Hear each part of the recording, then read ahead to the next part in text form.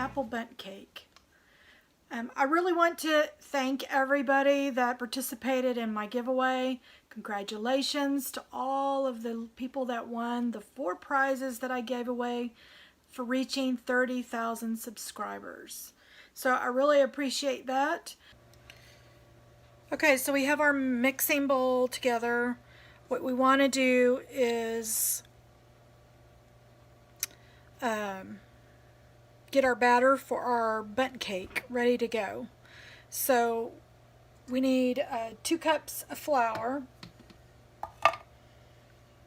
And I'm using, when you're making cakes from scratch, use a flour that's less than a month old. If your flour is set in your pantry, you probably don't want to use it because it's probably not going to be a really good, flavorful cake. So I'd recommend that you either buy new flour or that you use less than a month old flour. So we want to put 2 cups, excuse me, I'm sorry, it's 3 cups of flour.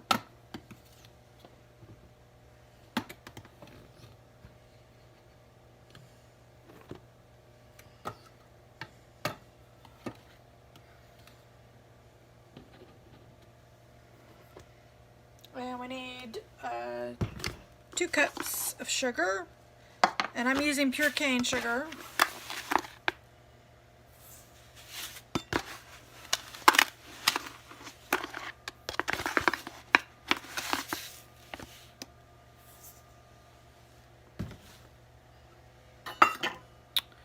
Okay, and you want to use 1.5 cups of vegetable oil. I have canola today. I don't have vegetable, but they both work the same, identical. So we'll get that. Okay, here's our oil. Do 1.5 cups.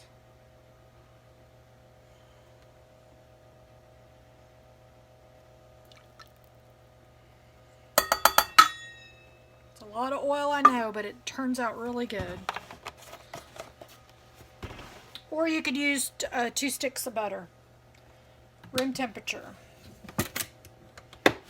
The recipe says oil, so that's what I'm going to use since my grandmother's never been wrong. We're going to use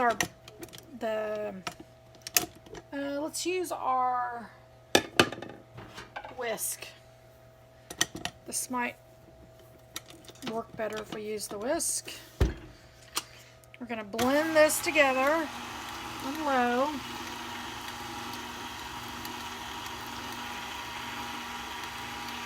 And I'm going to add 3 large eggs at a room temperature.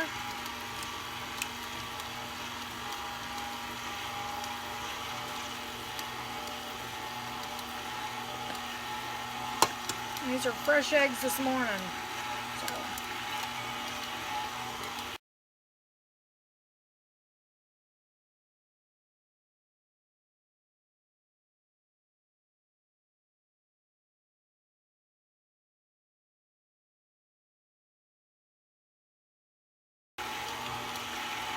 I'm going to add some vanilla.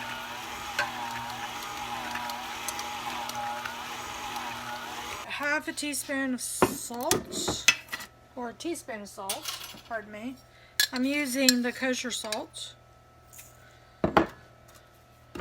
And we want a teaspoon of baking soda. The baking soda is your leavening agent that you need. It's all science. Into this we need some pumpkin spice. I'm going to use pumpkin spice, or you could use cinnamon. And I would say 2 tablespoons.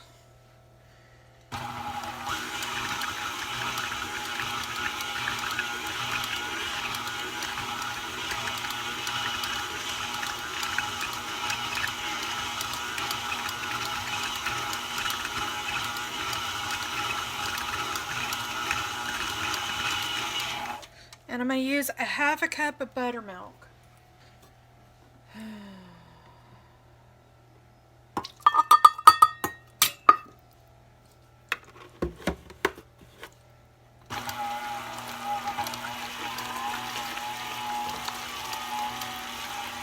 this up on high.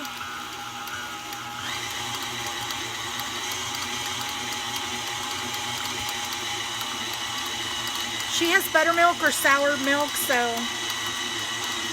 I think if you have that, milk that's just turned bad, you would use that instead. We didn't have buttermilk. Okay, we're gonna get this out of the whisk as best we can. Okay. And now we're going to add all of our apples.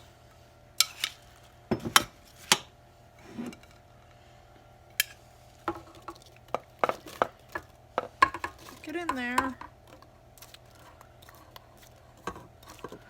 Now you could do this by hand if you wanted to, but it's gonna really, if you have fibromyalgia like I do, you really don't want to mix things this heavily concentrated. It's murder on your shoulder. So let's get it all mixed together. And your apples should really dominate this particular batter. It's just going to be really chunky. My favorite version of this cake is the walnut apple version, but my husband can't have walnuts. But if you don't have an allergy to walnuts, I would definitely say you could try that. Okay.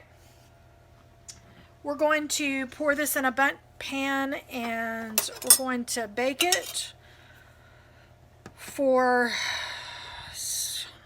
an hour and 20 minutes. Hour and 15 minutes, I would check it. And then it needs to completely cool, I would say 20 to 25 minutes before you slice it. So we'll be back when the cake comes out of the oven.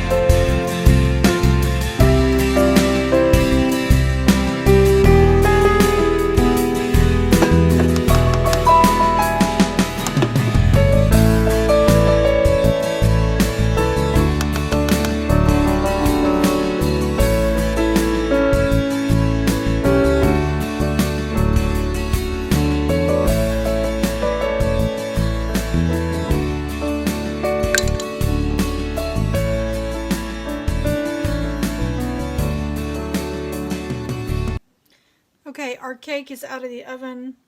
We're going to lift off the pan. I've got it here on a plate with a doily on it. And while it's still warm, we're going to use some Tirani's caramel sauce. And I'm just going to drizzle it all over. And then as it cools, the caramel will soak into the cake.